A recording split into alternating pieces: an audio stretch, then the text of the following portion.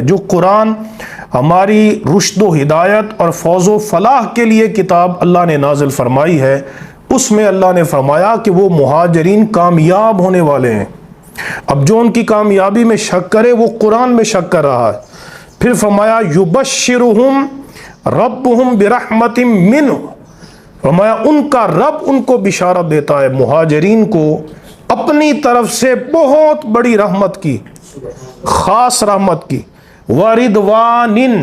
اور بہت بڑی رضا کی اللہ ان کو بشارت دیتا ہے۔ رضوان میں جو تنوین ہے یہ تعظیم کے لیے، اللہ تبارک و تعالیٰ کی تھوڑی سی رضا جس کو مل جائے، دنیا اور آخرت اور جنت سے بھی اللہ کی تھوڑی سی رضا زیادہ بڑی ہے۔ وردوان من اللہ اکبر، امام جلال الدین سیوطی بیان کرتے ہیں کہ اس کا معنی یہ ہے کہ رضوان قلیل من اللہ اکبر